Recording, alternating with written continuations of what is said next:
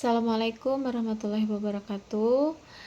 Hai, apa kabar? Mudah-mudahan dalam keadaan sehat walafiat. Bertemu lagi dengan mata pelajaran Bahasa Indonesia kelas 12 tingkat SMA. Dan kita akan melanjutkan pembelajaran materinya, yaitu tentang mengenali istilah dari fenomena sosial. Jadi maksudnya adalah menggunakan kata-kata baru yang digunakan di dalam konteks topik sains atau sosial tertentu dalam tulisan dengan format yang lebih baku berdasarkan pengetahuannya terhadap kombinasi huruf. Sebuah fenomena sosial seperti perundungan terkadang mendorong penggunaan kata atau istilah bahasa asing. Lalu muncul padanan dalam bahasa Indonesia sebagai contoh istilah bullying yang kemudian dipadankan dengan kata merundung. Di dalam KBBI, maka merundung adalah menyakiti orang lain baik secara fisik maupun psikis dalam bentuk kekerasan verbal, sosial, atau fisik berulang kali dan dilakukan waktu ke waktu. Mungkin kalian sudah mengetahuinya tentang perundungan atau bullying. Jadi kalian dapat menggunakan kata dirundung atau dirisak ya, maksudnya dirisak untuk menggantikan kata dibullying. Tentu keduanya itu termasuk kata baru yang mungkin belum populer atau masih terdengar asing. Terkait dengan fenomena sosial, kalian juga dapat mengamati kata yang awalnya digunakan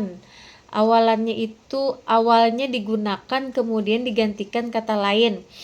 Sebagai contoh, kata cacat atau tuna.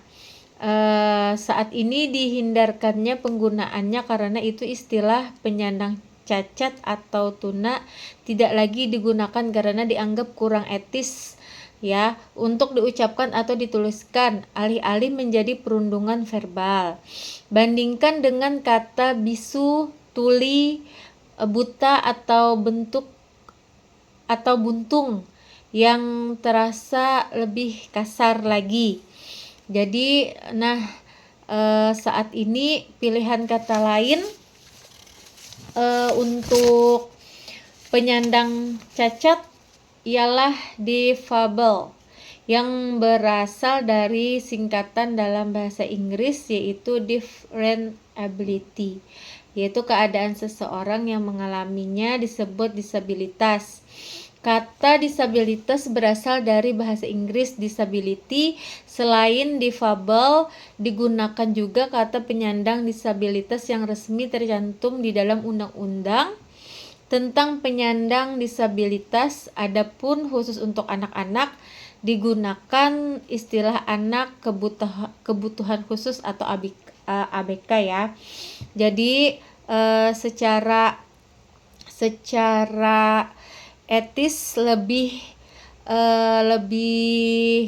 sopan daripada kata-kata seperti buta. Jadi lebih sopan itu seperti penyandang disabilitas, seperti itu.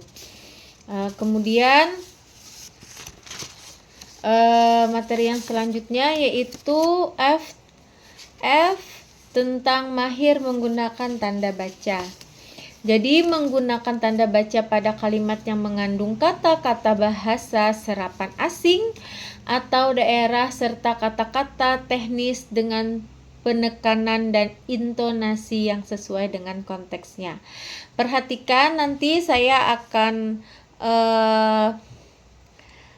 menuliskan kalimat, ada 3 kalimat di sini.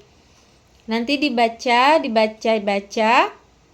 di mana di dalam ketiga kalimat tersebut terdapat istilah dalam bahasa Inggris dan padanannya dipadu-padankan dalam bahasa Indonesia. Keduanya digunakan bersamaan dengan tujuan memperkenalkan padanannya dalam bahasa Indonesia. Kalian menemukan bahasa ada tanda petik, ya kan? Yang pertama kalimatnya.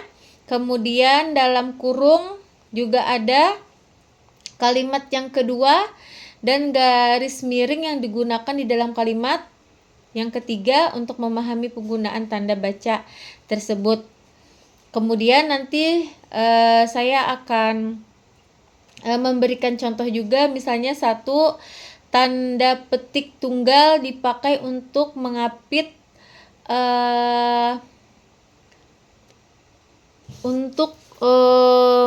makna ya, terjemahan atau penjelasan kata atau ungkapan, misalnya tergugat, kemudian tanda petik yang digugat. Kemudian retina, ada tanda petiknya yaitu dinding mata sebelah dalam. Kemudian yang kedua, tanda kurung dipakai untuk mengapit tambahan keterangan atau penjelasan.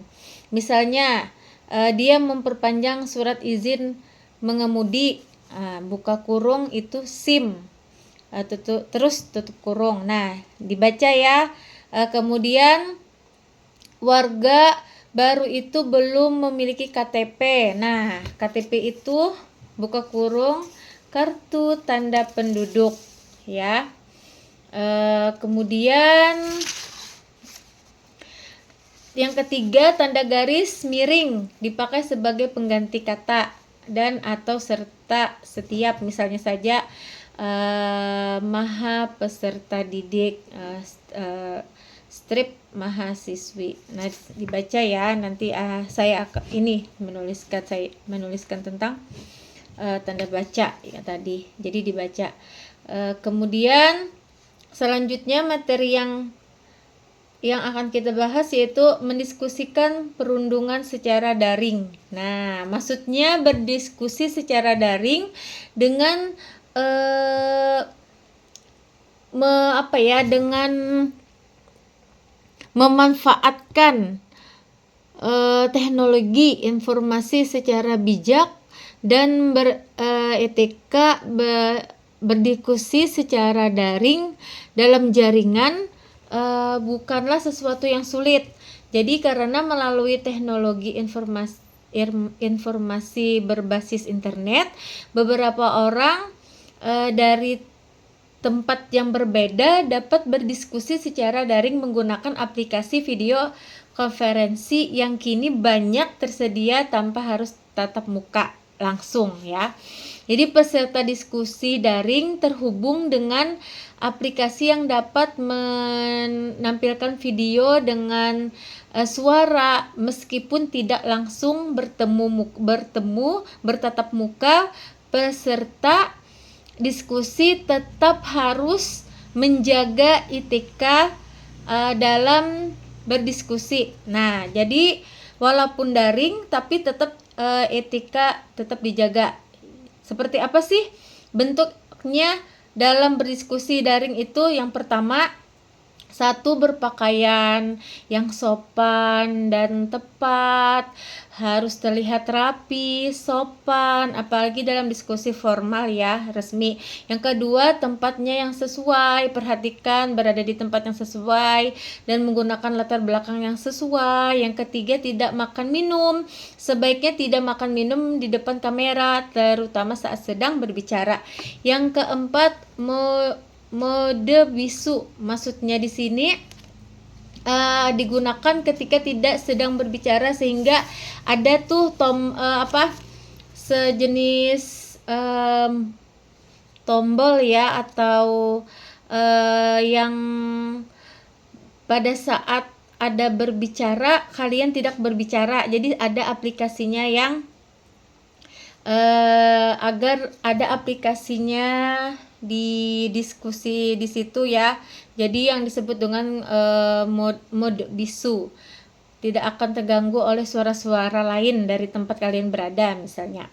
Yang kelima, tepat waktu. Meskipun hadir di dalam diskusi daring, tidak ada alasan bagi kalian untuk terlambat. Yang keenam, menyimak diskusi. Kalian harus menyimak diskusi dengan sesama agar dapat memberikan tanggapan atau pertanyaan dan pendapat dengan baik.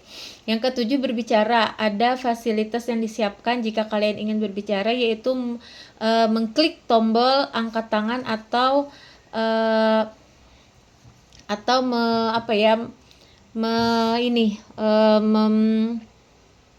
melalui obrolan, mengklik melalui obrolan atau chat. Jadi itu hal-hal yang etika yang harus diperhatikan pada saat diskusi daring.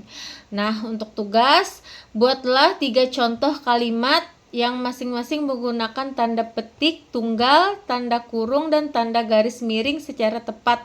Jadi masing-masing 1 contoh 1. Kemudian ditulis di buku, ya. Mungkin itu saja yang dapat saya sampaikan. Semoga ilmu yang saya sampaikan bermanfaat untuk kita semua. Sampai berjumpa lagi. Assalamualaikum warahmatullahi wabarakatuh.